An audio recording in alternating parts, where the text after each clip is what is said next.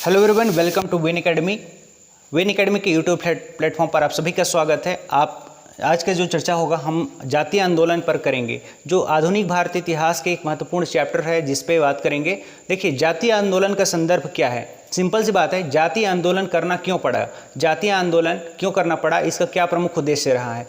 तो साधारण सी बात से इसके उत्तर के रूप में हम देख सकते हैं कि जातीय आंदोलन इसलिए किया गया क्योंकि जातियों के द्वारा जो उच्च वर्ग के जाति थे, सामान्यतः कथित रूप से देखा जाए कि उच्च वर्ग के जो जाति थे वे निम्न वर्ग के जातियों को परेशान करके रखते थे। साथ ही साथ में कई सारे कुरीतियां व्याप्त थी, उनमें शोषण किया जाता था।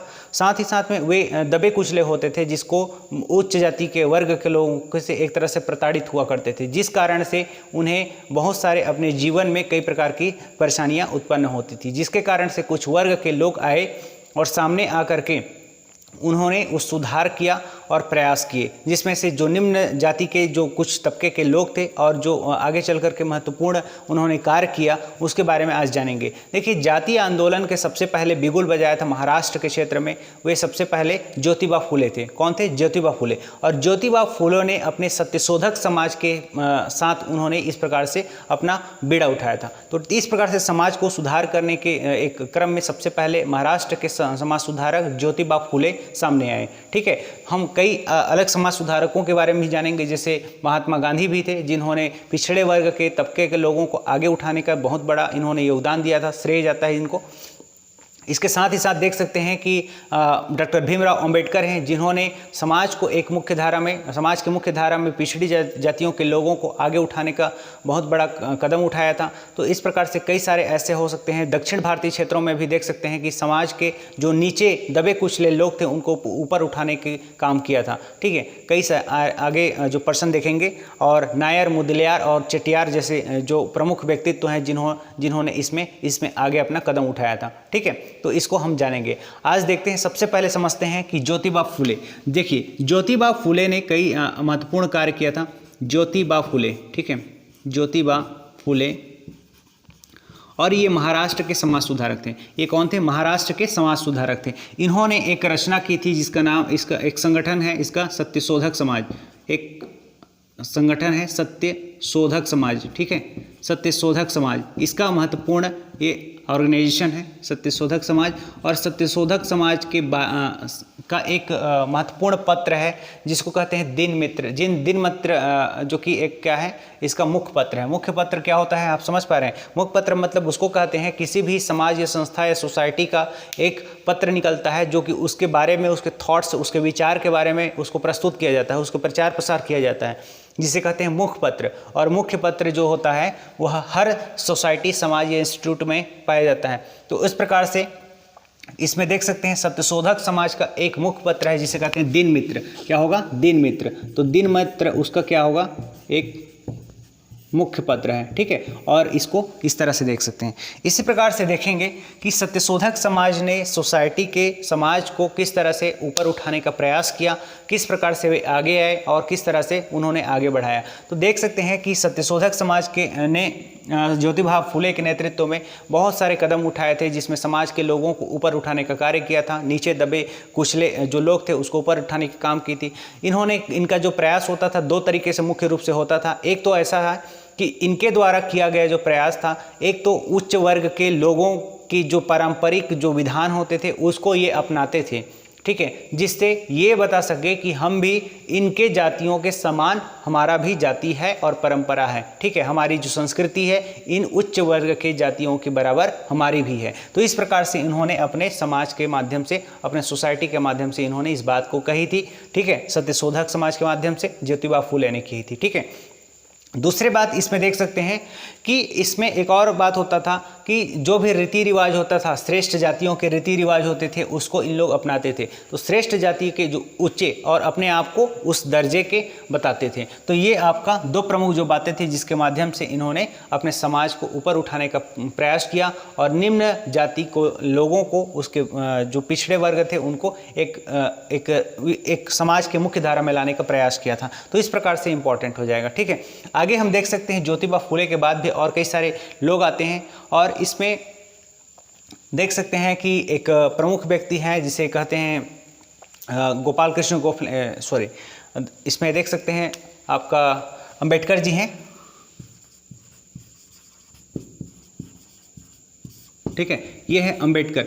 अंबेडकर जी ने कई सारे काम किए थे, जिसमें महत्वपूर्ण रूप से देख सकते हैं कि समाज में एक तरह से पहले ऐसे व्यक्ति थे अपने इसके समाज में कि इन्होंने डॉक्टर की उपाधि धारण की थी। मतलब ये है कि महार समाज में एकमात्र ऐसा व्यक्ति हुआ जिन्होंने डॉक्टर की उपाधि धारण की, मतलब डॉक्टरेट बने, ठीक है। इसके पहले कोई भी ऐसा महार जाति के कोई व्यक्ति नहीं हुआ जिन्होंने इस हद तक का मतलब ये है कि यहाँ तक की पढ़ाई की थी, ठीक है। तो पहले ऐसे व्यक्ति हो जाएंगे डॉक्टर अंबेडकर ने छुआछूत भेदभाव को एक तरह से दूर करने का प्रयास किया। उन्होंने कई सारे कुरीतियाँ थी उनको उसको समाज से हटाने का प्रयास किया। साथ ही साथ में मंदिरों में प्रवेश कराने के लिए इन्होंने कार्य किया और मंदिर प्रवेश के आंदोलन को इन्होंने आगे बढ़ाया, ठीक है। इसके साथ ही देख सकते हैं कि इन्होंने तालाब में जो छुआछूत की स्थिति थी, तालाब में नहाने नहीं दिया जाता था लोगों को, महार जाति के लोगों को, जिसे दूर करने के लिए इन्होंने आंदोलन छेड़ना पड़ा, ठीक है। तो इस प्रकार से इन्होंने काम किया था। तो इस प्रकार से क्या हो जाएगा, इसका अंबेडकर जो था उन्होंने यहाँ पर महत्वपूर्ण भूमिका निभाया था। इसके साथ ही साथ इन्होंने हितकारिणी सभा की स्थापना की थी, ठीक है। बम्बई हितकारिणी सभा की स्थापना की थी। क्या किया था, बम्बई हितकारिणी सभा की स्थापना इन्होंने की थी।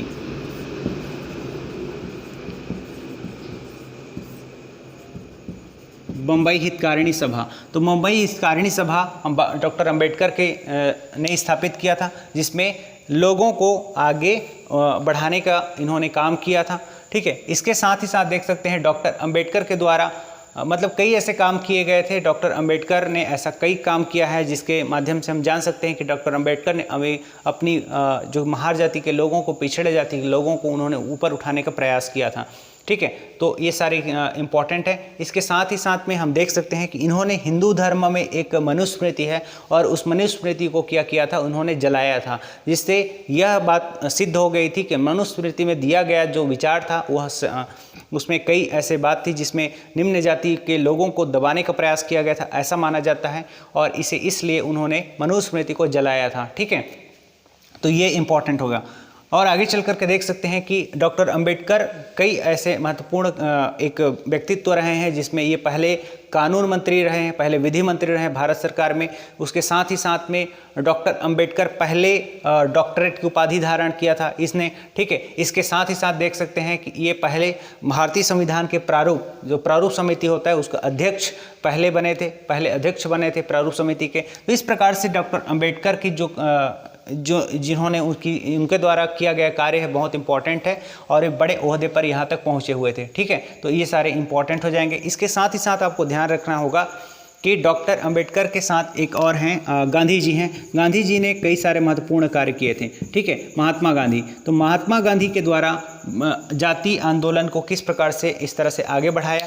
जाति आंदोलन के संदर्भ में देखें, जो निम्न दबे कुचले व्यक्ति थे उनको ऊपर उठाने का महात्मा गांधी का भी प्रयास बहुत ही सराहनीय रहा है, जिसमें से महत्वपूर्ण देख सकते हैं इन्होंने हरिजन पत्रिका एक प्रकाशित की थी, जिसमें से हरिजन अर्थात जो नीचे एक तरह से समाज से पीड़ित जो व्यक्ति थे उनको ऊपर उठाने का प्रयास किया, उनको हरिजन कहा था उन्होंने एक महत्वपूर्ण बात कही थी कि जो नीचे दबे कुचले के लोग हैं उनको उठाने के लिए एक तरह से प्रयास किया गया और गांधी जी के द्वारा, ठीक है। और उसी में उन्होंने अखिल भारतीय हरिजन महासभा की स्थापना की थी, ठीक है।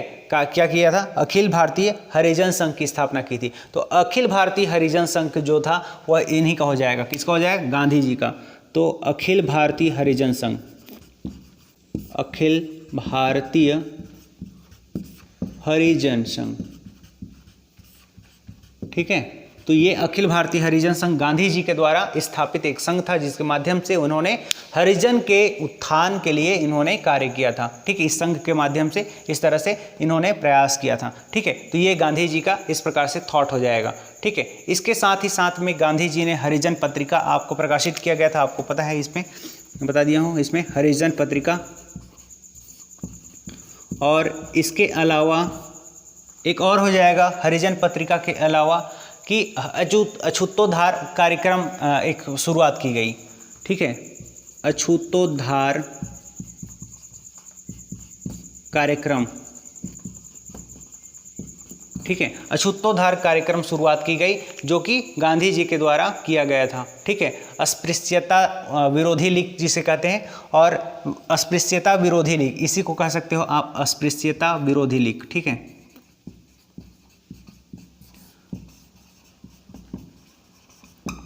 ठीक है, क्या होगा? अस्पृश्यता विरोधी लीग, इसका कार्यक्रम गांधी जी ने शुरुआत की थी। तो यहाँ पर इम्पोर्टेंट हो जाएगा, इस तरह से ये इम्पोर्टेंट है। इसके साथ ही साथ गांधी जी इस प्रकार से इन्होंने कई सारे महत्वपूर्ण कार्य हैं जो कि जातीय आंदोलन से संबंधित है, मतलब जाति के बढ़ावा देने के लिए, मतलब जो पिछड़ी जाति के लोग हैं उनको आगे उठाने का कार्य किया, आगे बढ़ाने का काम किया। तो ये इम्पॉर्टेंट हो जाएगा। गांधी और अम्बेडकर और ये ज्योतिबा फूले के बारे में हम लोगों ने यहाँ पर देखा है। इसके साथ ही साथ में दक्षिण भारत के क्षेत्र में कुछ ऐसे व्यक्तित्व हुए जिन्होंने जाति व्यवस्था को एक तरह से, जिस प्रकार से व्याप्त थी, कुरीति व्याप्त थी, उसको एक तरह से दूर करने का प्रयास किया था। और साथ ही साथ इसमें कई ऐसे व्यक्ति लोग जुड़ते गए और दक्षिण भारतीय क्षेत्र में समाज को एक तरह से स्वस्थ समाज की ओर इन्होंने आगे बढ़ाने का प्रयास किया। ठीक है, तो उसमें से देख सकते हैं कुछ लोग हैं जिसमें मुदलियार हैं, जिसमें एक स्थापित किया गया था नायर सोसाइटी की स्थापना की गई। क्या किया गया? नायर सोसाइटी की स्थापना की गई थी। तो नायर सोसाइटी एक बहुत इंपॉर्टेंट है। ठीक है, क्या होगा? तमिलनाडु के क्षेत्रों पर नायर सोसाइटी हो जाएगा, नायर सोसाइटी। ठीक है, तो नायर सोसाइटी की स्थापना की गई। नायर सोसाइटी की स्थापना दक्षिण भारतीय क्षेत्रों पर किया गया। इसके अलावा देख सकते हैं कि नाडारों के द्वारा इसमें नाडार महासभा की स्थापना की गई। ठीक है, नाडार के द्वारा नाडार महासभा की स्थापना की गई। इसके साथ ही साथ में हम ये भी इम्पोर्टेंट है कि इस क्षेत्रों पर उन्होंने इसमें मुदलियार, नायर, ठीक है, और पी त्यागराज के द्वारा क्या किया गया था, वहाँ पर एक न्याय दल की स्थापना की जिसे जस्टिस पार्टी के नाम से जाना जाता है। इस पर मैं यहाँ पर लिख देता हूँ जस्टिस पार्टी। ठीक है, क्या हो जाएगा? Justice party. और जस्टिस पार्टी की स्थापना किसके द्वारा किया गया? इसे जस्टिस पार्टी या फिर न्याय दल के नाम से भी जान सकते हैं। क्या कहेंगे? न्याय दल। ठीक है, तो जस्टिस पार्टी या न्याय दल, जस्टिस पार्टी न्याय दल की स्थापना का जो श्रेय जाता है मुदलियार को जाता है। मुदलियार, एक है नायर और एक है पी त्यागराज। ठीक है, तो ये तीन प्रमुख नाम आपको मिलेंगे, मुदलियार, नायर और पी त्यागराज, जिन्होंने जस्टिस पार्टी या फिर न्याय दल की स्थापना की थी। ठीक है, जिसके माध्यम से उन्होंने लोगों को न्याय दिलाने का काम किया, जस्टिस दिलाने का काम किया, जो कि इंपॉर्टेंट है दक्षिण भारतीय क्षेत्र में, बहुत इंपॉर्टेंट है, यह इंपॉर्टेंट है। क्लियर है?